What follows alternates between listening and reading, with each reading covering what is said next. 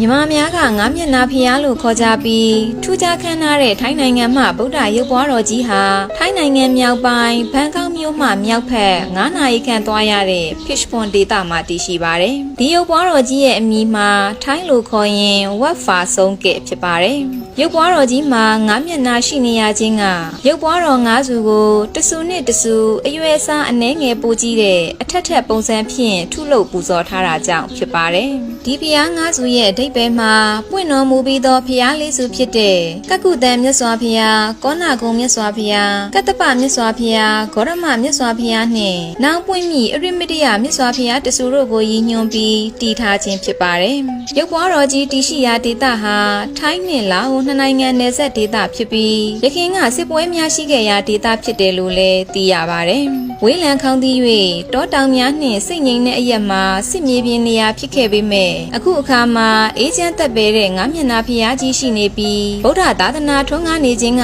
လည်းအတိတ်ပဲပြည့်စုံလွန်လှပါတယ်။ဖျားကြီးကို2004 ခုနှစ်မှာအပိသက်တည်ခဲ့ပြီး2010 ခုနှစ်မှာဖျားเจ้าကရုပ်ထုလက်ရာများကိုအဆင့်မြင့်တင်ခဲ့ပါတယ်။ငါးမျက်နှာဖျားကြီးရဲ့ထူးခြားမှုနောက်တစ်ခုကတော့ပုံသဏ္ဍာန်ဟာဓလေ့ထုံးတမ်းများတွင်မတိဆောက်ဖူးတဲ့ဒီဇိုင်းဖြစ်ပါတယ်။ကြာပန်းပွင့်ပုံသဏ္ဍာန်အထက်ထက်ဖြင့်အဆင့်5 ဆင့်သတ်မှတ်ထားကကြီးမားတဲ့မှန်များဖွဲ့စည်းပြီးတစ်ထက်ချင်းစီကိုအလဲဘိုးတွင်အဆင့်ဆင့်ချိတ်ဆက်ထားပါတယ်။မြင်မျက်နှာပြင်ကို9 တန်းကျော်တဲ့ပကြီးမှန်အုတ်ချွတ်များကြောက်စရစ်များအိုးတဲ့အပိုင်းအစများနှင့်တရုတ်ပစ္စည်းအစုံလိုက်တို့ဖြင့်ဖုံးလွှမ်းမွမ်းမံထားပါတယ်။ဖျားရဲ့အတွင်းမှာရှိတဲ့ဖန်ကြောက်စရစ်အလဲမှာထိုင်ခြင်းဟာကံကောင်းခြင်းများကိုယူဆောင်နိုင်တယ်လို့မှတ်ယူကြပါတယ်။ရေခဲပြူရောင်ရှိသောဗုဒ္ဓရုပ်ပွားတော်9 စုကိုကိုစားပြုထားတဲ့ငါးမျက်နှာဖျားဟာဘိသုကာပညာရှင်အန်တိုနီဂါဒီရဲ့လက်ရာဖြစ်ပါတယ်။တခြားလက်ရာများနဲ့မတူဘဲရင်သက်ရှုမောပွဲခင်မီသောရိုးရာထိုင်းဘိသုကာလက်ရာများဖြင့်